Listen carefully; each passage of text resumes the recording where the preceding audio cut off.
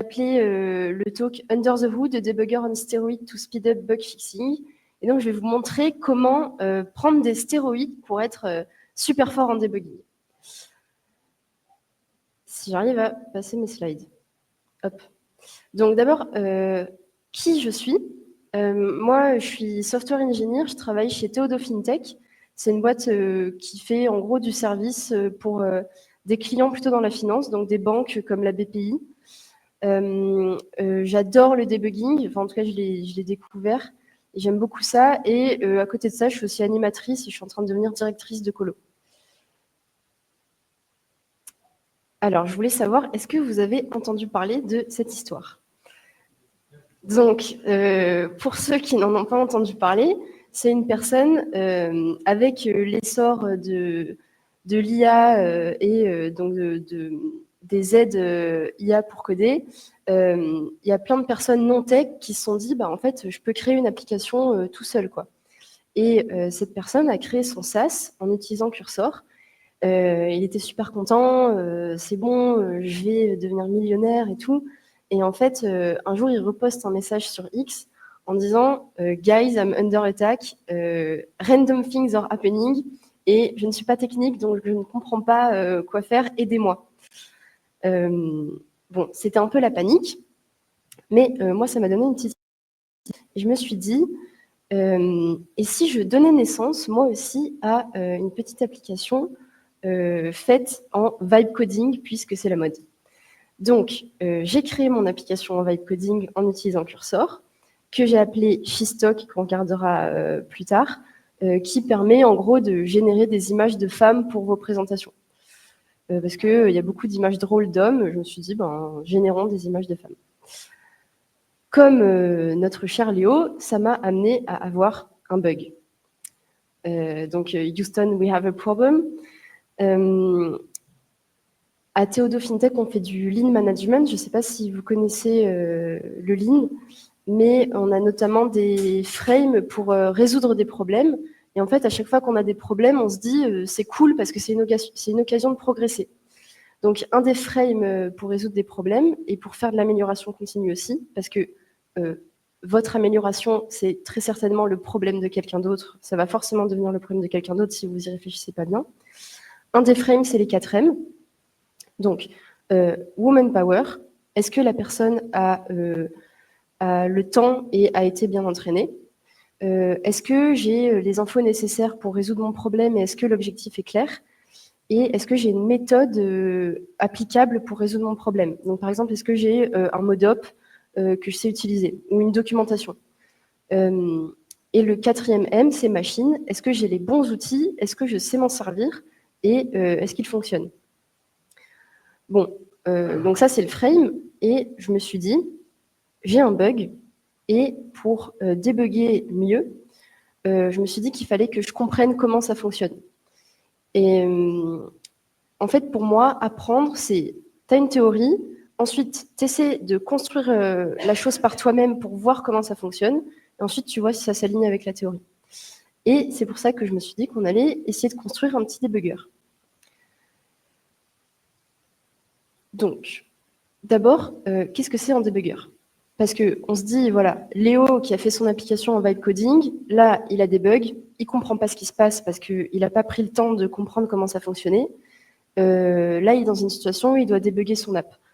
On peut lui proposer d'utiliser un débugger, mais qu'est-ce que c'est un débugger? Je pense qu'on a tous en tête le débugger qu'on utilise au quotidien dans nos IDE, avec des petites flèches. Je fais stop, je mets un breakpoint, je fais avance, je resume, etc. Bon, moi, ma définition d'un débugger, elle est un petit peu plus large. C'est un programme qui me permet d'inspecter l'état d'un programme pendant qu'il est en train de run. Donc, ça me permet de contrôler l'exécution. C'est effectivement du pause, resume, etc. Mais plus largement, je vois l'état de mon programme quand il est en train de run. Et donc, si on parle en termes d'architecture et qu'on simplifie, on a deux blocs. On a le debugging client, qui correspond à notre debugger, et un serveur qui est le programme qu'on veut contrôler. Et c'est l'heure de la démo. Alors, c'est parti. en gros, je vais vous montrer un peu cette histoire des deux briques.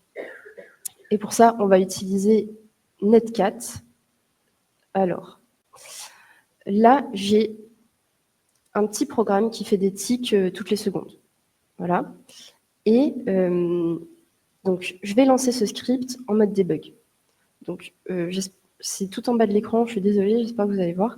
Mais je fais un node-inspect sur le port 9229 de mon script. Et là, ça va vite remonter, vous inquiétez pas, parce que c'est toutes les secondes. Il me dit debugger listening on blabla. Donc, j'ai Node qui attend un client debugger sur le port 9229. Je vais utiliser Netcat pour me connecter à la main. Donc, je fais un petit point. Netcat, c'est un outil en ligne de commande qui me permet de me connecter à un port TCP. Ça me permet d'écouter sur le port et d'envoyer et recevoir des données. TCP, c'est un protocole de communication et WebSocket, dont je vais parler après, c'est un protocole au-dessus de TCP pour effectuer une connexion persistante. J'en profite pour recommander une lecture sur WebSocket, donc hpbn.co, où ça parle notamment de TCP, WebSocket et compagnie. Donc, j'utilise Netcat, donc, je vois que je me connecte au port et je vais essayer de lui parler. Donc, moi, je vais essayer de lui parler en humain et je vais lui dire « Hello ». Et là, il me dit « WebSocket request was expected ». Donc, pour refaire un peu le parallèle, TCP, c'est le téléphone. WebSocket, c'est le langage que je parle sur le téléphone. Et Netcat, c'est je décroche et je dis « Allô » pour voir si quelqu'un me répond. Là, on m'a dit bah, « Tu parles pas le bon langage, quoi ». Moi, j'attendais du WebSocket. Donc, je peux essayer autrement. J'ai prévu une request qui ressemble un peu plus à une request qui n'est pas du langage humain. Donc, je vais essayer de lui envoyer ça. Et pareil, il va me dire WebSocket request was expected.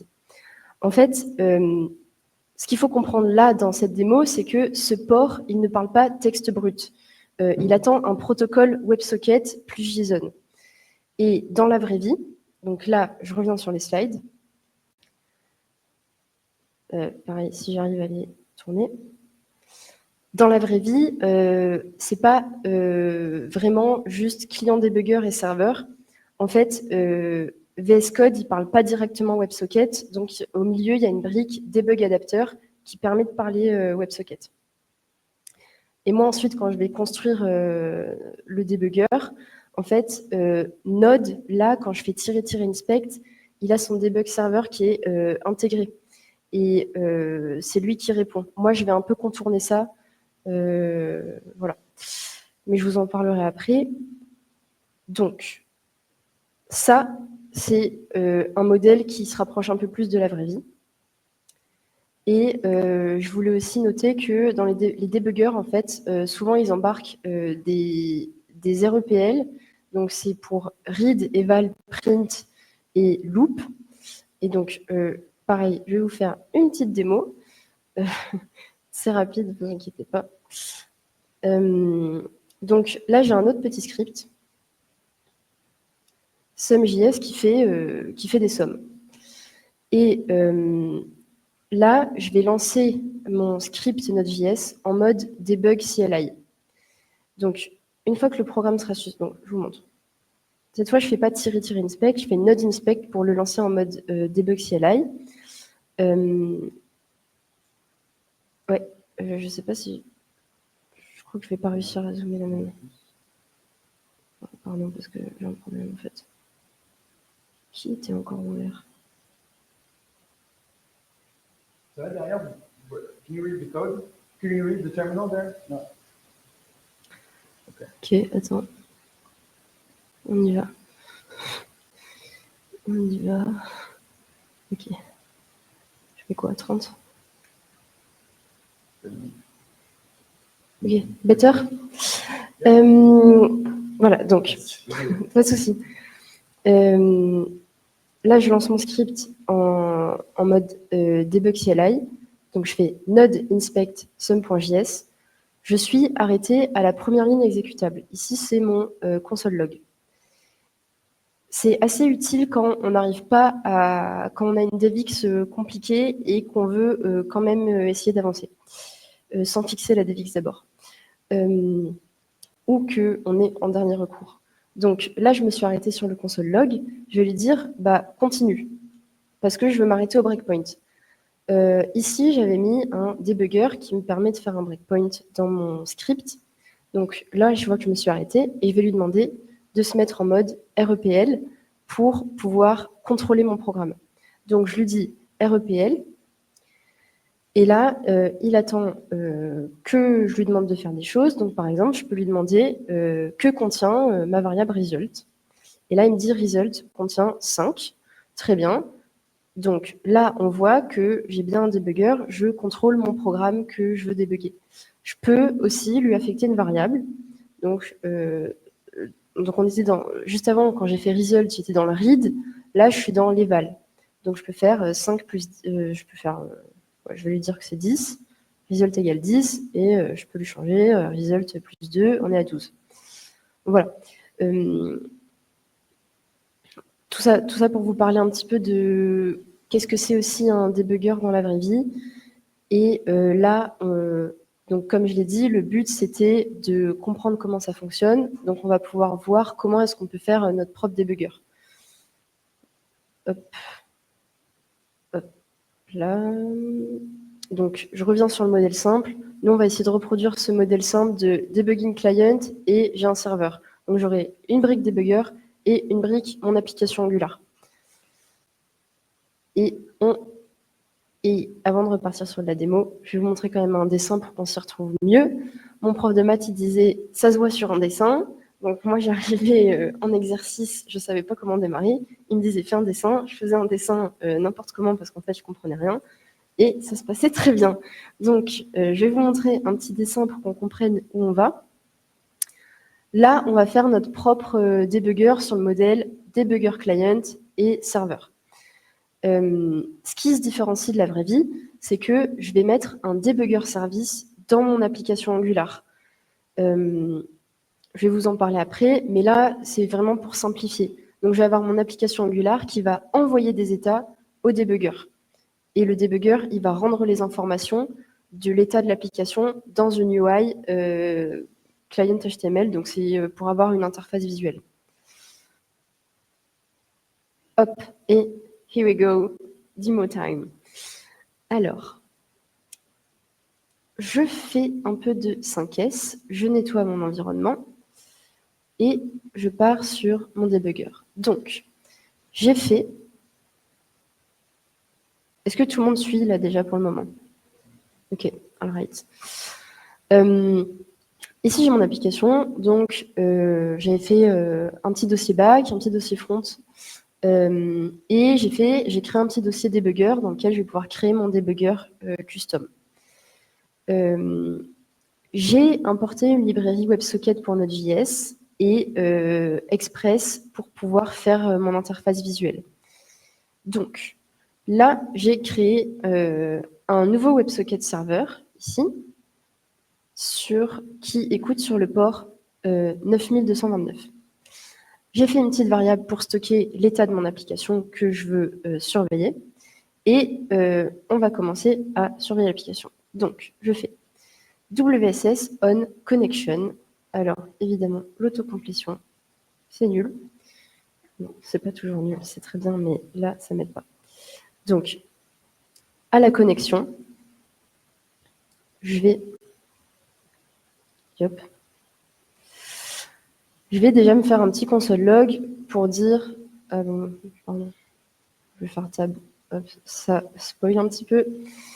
Donc, à la connexion, je vais mettre un petit console log qui dit « je viens du debugger et j'ai ouvert une nouvelle connexion ». Ensuite, je veux essayer de voir ce que je vais faire quand on reçoit un message. Donc, quand je reçois un message, je vais parser ce message. Donc, je peux rajouter un console log pour dire que mon debugger a reçu un message et je vais le parser. Et ensuite, je vais différencier les types de messages que je reçois. Parce qu'en fait, j'ai plusieurs cas. Je vais avoir le cas où je veux juste checker qu'on s'est connecté, que mon debug client s'est connecté avec mon serveur. Donc, je vais faire un message. Donc, je reçois un ping de mon application Angular et moi, je vais répondre Pong. Donc, je suis désolée, là, c'était un peu confusant l'autocomplétion. Donc, je vais faire un WS, je vais lui répondre Pong. Hop. Donc, je reçois ping de mon application Angular, je lui réponds Pong, tout est bien, on est tous les deux connectés, c'est super. Ensuite, j'ai pas envie de faire de l'autocomplétion, en fait. J'ai un autre type de message qui va être state, où en gros, je lui dis, est-ce que tu as changé, je vois que tu as changé d'état, je veux le mettre dans ma petite variable state pour pouvoir surveiller l'état de mon application. Donc, là, j'ai un type setState. Je vais remplir ma variable state avec le payload du message. Hop, et je vais me faire un petit console log pour dire que j'ai un nouvel état. Le message payload, je préfère mettre state parce qu'on vient de le set. Hop. Voilà. Et ensuite, j'ai un troisième type, j'ai un troisième cas, en fait, qui est getState, où je vais demander son état à l'application Angular. Et là, c'est l'application Angular qui va me demander dans quel état je suis. Et donc là, je vais lui envoyer son état. Hop, JSON Stringify. C'est un type state, je vais dire. Et je lui envoie en payload le state. Hop, normalement, on est good du côté du debugger. Donc, pour résumer un petit peu, il y a 3 états. Je vérifie la connexion. Je fais un petit log à la connexion. Ensuite, j'essaie d'attendre les messages. Une fois que j'ai un message, je le parse et je distingue 3 cas. Ping-pong pour dire on est bien connecté. Envoie-moi ton nouvel état et je te donne ton état, en gros. Donc ça, c'est debugger. Ensuite, côté application Angular, parce que comme je l'ai dit, là, on fait un pour le prototype pour bien comprendre ce qui se passe. J'ai créé un debugger service dans lequel j'ai donc idem, j'utilise WebSocket qui écoute sur le port 9229. Je teste la connexion en envoyant ping, donc c'est ce que je disais tout à l'heure. Il me répondra Pong. Et donc j'écoute le message que le debugger m'envoie et quand je reçois un message, je console log pour moi-même, pour la démo, debugger 16 messages. Ça, c'est mon état. Et j'ai fait des petites méthodes pour envoyer l'état de mon application au debugger, que j'ai utilisé ensuite dans mon app component pour être sûr que j'envoie quelque chose. Hop. Et donc là, on va pouvoir lancer, quand j'aurai corrigé cette erreur, c'est une parenthèse. Merci. Ça me fait plaisir. Tout le monde suit. Hop. Et là, c'est parti. On va voir si ça fonctionne. Donc, j'ai déjà lancé mon application. All right. Bon, si vous voulez voir un peu à quoi ça ressemble. Hop là. Voilà. Je lance mon debugger. Normalement, il va me dire connected. Hop. Attendez. Je ne sais pas comment je vais zoomer là-dessus. Mais j'ai Angular Connected, Angular Debugger 16, Pong. Super. On est connecté avec notre debugger. Et je vous avais dit que je voulais faire une petite interface visuelle. Elle est là. Je l'ai faite avant. J'ai donc un debug client HTML qui va me rendre l'état de mon application. Donc ça, c'est juste pour avoir une petite UI à moi. Et je vois en effet que j'ai mon état. C'était un état complètement statique où j'avais mis donc user role Laura admin et je vois bien que j'ai mon état. Donc là, on a un debugger, on a une base de debugger custom qui fonctionne, on est connecté à notre app. Et en fait, je voulais vous montrer ça parce que c'est important de comprendre que en général, la marche qui bloque les gens à utiliser un débugger, c'est le fait d'attacher le débugger à l'application. Il y a plein de développeurs qui n'utilisent pas de débugger parce que, en fait, ah oui, mais là, c'est pas connecté à l'app, j'arrive pas à mettre mon breakpoint et tout. Et du coup, on give up et on utilise des console logs. Voilà, donc, si on revient sur un petit schéma, un petit dessin, je sais pas si vous préférez les diagrammes de séquence ou les schémas, mais j'ai refait un petit diagramme de séquence. Donc, ce qu'on vient de faire, c'est Angular App ping le débugger, l'app lui envoie son state, et le débugger, ensuite, il rend l'état dans MyUI. Good. Mais alors, et là, c'est un peu le point embêtant, c'est pourquoi est-ce que j'ai besoin de mettre un debugger service dans mon app quand en fait, dans la vraie vie, je veux pas rajouter des choses dans mon code, quoi. Enfin, je veux débugger mon code, j'ai pas envie de rajouter un truc debugger service pour débugger mon app, je veux garder mon code tel qu'il est. Bon, moi j'ai fait ça pour vous montrer comment ça fonctionne, mais je vais quand même faire une slide. Attention, c'est très dense sur comment ça se passe dans la vraie vie. En fait, dans la vraie vie, un vrai debugger, il peut parler directement avec le moteur JavaScript. Donc, pour Chrome, c'est V8. Je vous ai fait des petits schémas si vous ne voulez pas lire, mais en gros, il parle directement avec le moteur et il peut voir les variables, mettre des breakpoints, inspecter sans clap, ni à faire quoi que ce soit. Et moi, j'ai décidé de ne pas passer par cette couche qui est système et qui, du coup, est vachement plus basse. Mais je vous laisserai la slide si vous voulez lire plus tard. Et donc, ce que je me suis dit, c'est que là, on a un debugger qui fonctionne avec le principe de base de briques, debugger client, serveur. Qu'est-ce que je vais faire de ça, en fait ? Merci, j'ai compris comment ça fonctionnait, on a fait quelque chose. Est-ce que je peux pas essayer d'en retirer quelque chose de plus intéressant ?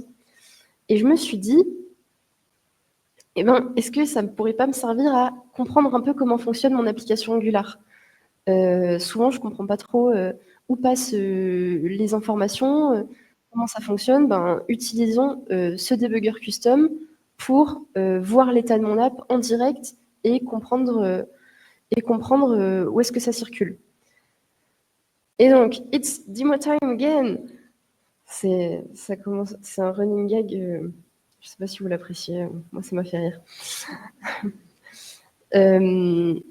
Donc là, j'ai du code que j'ai commenté, qu'on va décommenter ensemble. J'ai décidé de faire une petite timeline du data flow. Donc, l'application est assez petite. Elle n'a que 2 composants. Donc, j'ai un image viewer et j'ai un image display. Mais c'est un petit peu pour vous montrer ce qu'on pourrait faire. Donc, je peux démarrer du debugger. Donc là, je suis dans le debug server. Et hop, j'avais prévu un autre cas. Un autre cas qui est pour la timeline. Donc, si j'ai un message de type timeline, alors je rajoute l'information dans le payload pour ensuite le rendre dans mon debug client. Donc, mon debug client, c'est MyUI, c'est mon interface visuelle. Idem, dans mon interface visuelle, je rajoute un cas pour afficher, rendre la timeline. Voilà. Et ensuite, du côté de l'app Angular, donc je repasse dans mon debugger service. Pareil, j'ai rajouté une méthode sendTimelineEvent qui me permet donc d'envoyer un message de type timeline, pour que mon debugger reconnaisse que c'est un message de type timeline, et un payload avec un timestamp, le nom du composant dans lequel je passe, l'action que j'ai faite et de la data. Ensuite, cette méthode, je l'utilise dans les composants. C'est pour ça que je dis que c'est... Hop, donc là, j'appelle ma méthode pour envoyer un message de type timeline. Idem dans ce composant-là, j'en ai que 2 de toute façon. Hop là. Et là, normalement, je devrais redémarrer. Et ça devrait bien se passer. J'espère. Hop là. Donc déjà, je vais aller... Où est mon application? Hop. Je vais charger quelques images. Donc là, je suis bien passé dans mes composants. Je vois que mon debugger, il me dit bien qu'il a reçu des messages de type timeline update.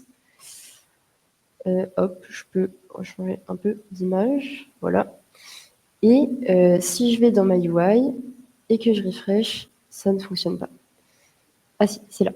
Ouf. On a échappé belle. Donc là, j'ai bien ma timeline. Et je vois, donc, j'ai mes timestamps, j'ai mes noms de composants, et je vois, en effet, les méthodes dans lesquelles je suis passée. Donc, là, je suis passée dans le load image, mais je suis aussi passée dans le ng changes quand mon input image a changé. Donc, voilà. Alors, j'avais mes slides qui étaient... Hop. Je me remets en grand écran. On a bientôt fini. Donc voilà, donc là, ce qu'on vient de faire, c'est on a réussi à avoir une timeline interactive du data flow. Après, vous allez me dire, c'est quoi l'avantage par rapport à des console logs? Parce qu'en fait, je peux voir aussi où je suis passée avec des console logs. Les logs, c'est linéaire et local. Et là, l'avantage, c'est que j'ai quelque chose de centralisé que je peux structurer aussi. Et j'en parlais avec un collègue et on se disait à quel point, en fait, on pourrait construire un diagramme de séquence par où je passe dans mon application à partir de ce genre de données. Mais j'ai d'autres cas d'utilisation auxquels j'ai pensé. Ce qu'on pourrait faire, c'est aussi inspecter les composants Angular au runtime. Et pour ça, on peut utiliser ng, en fait, j'ai fait une erreur, c'est pas ng-component, c'est ng.getComponent. Donc là, je vais vous le montrer directement dans la console. Hop, reviens-moi. Je me mets dans la console et en fait, donc, j'aurais bien aimé zoomer, je ne sais pas comment on fait. Anyway, donc, en gros, c'est l'API de debug Angular qui expose un objet qui s'appelle ng. Et ng.getComponent, c'est une fonction de Angular DevTools qui me permet d'accéder à un composant qui est associé à un élément du DOM. Donc là, j'ai mis AppRoot, mais j'aurais pu mettre le nom d'un autre de mes composants. Et là, j'ai accès à quasi toutes les propriétés de mon composant. Donc là, j'avais mis AppRoot, ça correspond au app component de mon application. Et je vois en effet que j'ai mon debugger service et j'ai une propriété title chez stock. Donc c'était juste pour vous montrer, c'était ici. Donc j'ai mon debugger service et j'ai ma propriété title. Donc avec ça, je peux accéder à toutes les propriétés de mes composants. Donc je peux customiser mon debugger avec ça. Mais je pourrais aussi customiser mon debugger en me disant je vais visualiser les Angular Lifecycle en essayant d'observer tous les hooks Angular. Donc, j'essaie d'observer les engine init, les ng after view init, etc. Hop.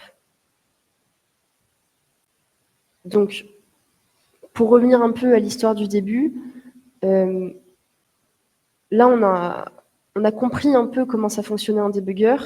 Une fois qu'on a compris, on comprend un peu ce qu'on peut en faire et comment est-ce qu'on peut le customiser aussi pour comprendre d'autres choses ou avoir des informations qui nous intéressent. Et je pense que c'est ça qui est intéressant dans notre métier aussi. Et en l'occurrence, pour la personne qui avait utilisé Cursor et qui ne comprenait pas ce qui se passait, ce qu'il a raté dans le fait de faire du vibe coding, c'était aussi de mettre de l'humain dedans et de comprendre ce qu'on fait, et en fait juste de faire de l'ingénierie, quoi. Et par rapport au debugging, je remets les 9 rules of debugging. Et donc la première, c'est understand the system. Idem, je conseille un peu de lecture Donc les Nine Rules of Debugging, ça vient de ce livre-là, qui est un livre de Dave Hagans qui est super chouette à lire quand on aime le debugging. Et ce site Debug Guide avec des petits conseils pour résoudre. Voilà. C'est un petit peu l'idée que je voulais transmettre. Et hop. Je vous remercie de m'avoir écouté.